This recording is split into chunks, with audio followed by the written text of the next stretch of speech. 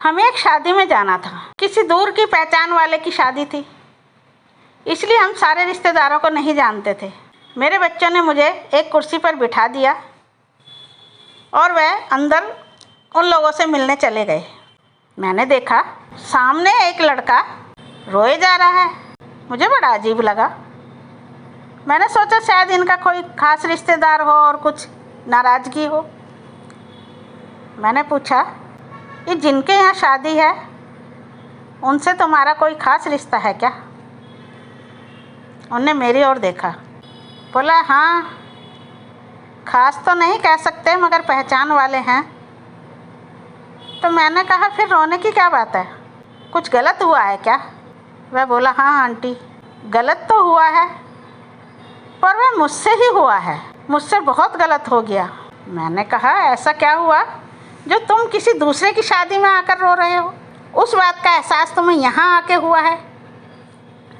कह रहा नहीं आंटी, मैं यहाँ आकर नहीं रो रहा, मुझे यहाँ आके उस बात को समझ आई है। वह देखो सामने।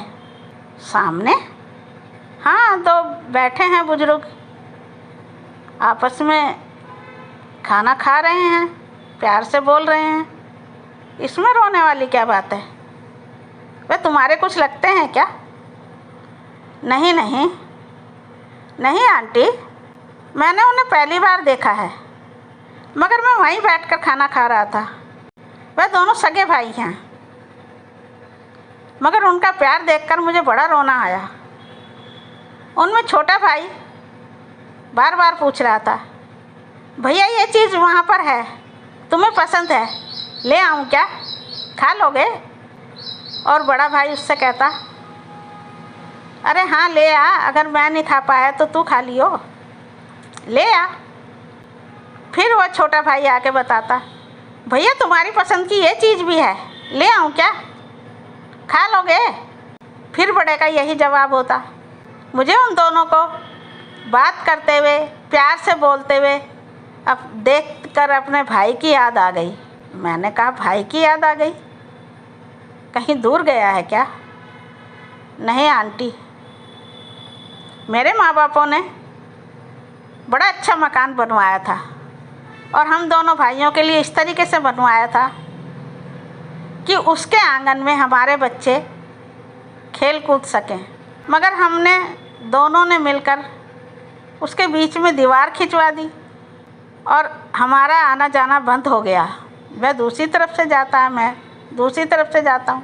मैंने कहा कोई बात नहीं, पड़ोस में है, बोल चाल तो हो ही जाती है, बोल लो। कह रहा नहीं आंटी, अब बात बहुत आगे बढ़ चुकी है। मेरे पिता ने एक प्लाट और ले रखा था, उस प्लाट का जो हिस्सा मुझे पसंद आ रहा था वही मेरे भाई को पसंद आ रहा था। मेरे 2 बेटी हैं और उसके एक बेटा और एक बेटी है। वह बोल रहा था कि यह हिस्सा मेरे बेटे को पसंद है और वह चाहता है इस जगह पर दुकान खोले। मैंने कहा अगर तेरे बेटे को पसंद है तो मेरी बेटी को भी तो पसंद हो सकता है, मैं भी अपनी बेटी को दुकान खुलवा के दे सकता हूँ, मुझे यही हिस्सा चाहिए। और हमारे बीच में विवाद इतना बढ़ा कि मैंने उस पर केस कर दिया और उस ज़मीन पर हमारे बीच में केस चल रहा है। अब हम दोनों सिर्फ अदालत में ही मिल पाते हैं। मैंने थोड़ी देर सोचा, कुछ समझ आया नहीं, पर मैंने कहा जब तुम्हें इतनी बात याद आकर रोना आ रहा है और हिचकियाँ ले रहे हो तो तुम्हारे भाई को भी तो याद होगी ये बातें, तुम फ़ोन मिलाओ।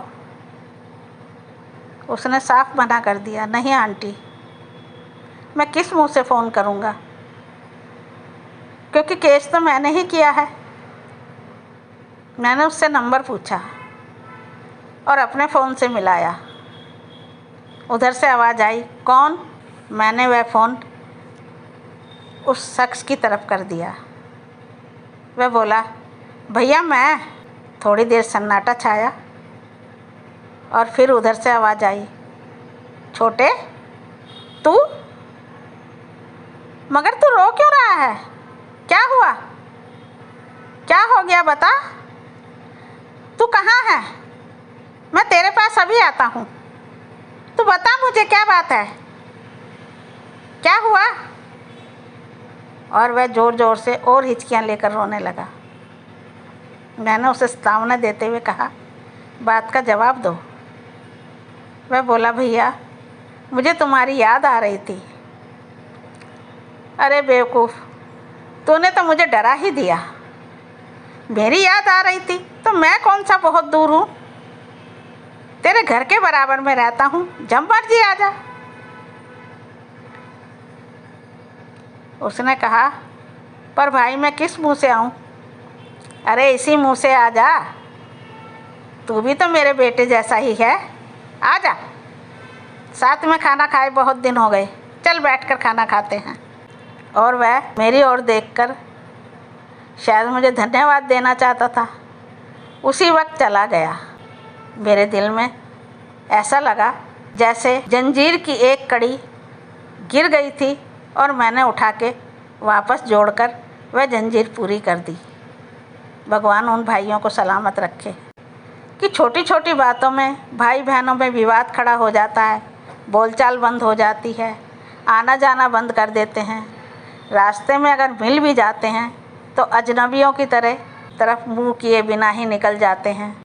मगर वह बातें याद ज़रूर रखनी चाहिए कि बचपन में हम लड़ते भी थे, खेलते भी थे और एक दूसरे को झट मना भी लेते थे। कभी भी भाई भाई से लड़कर अलग मत होना। कहानी पसंद आए तो लाइक सब्सक्राइब ज़रूर करना और कमेंट भी करना। धन्यवाद।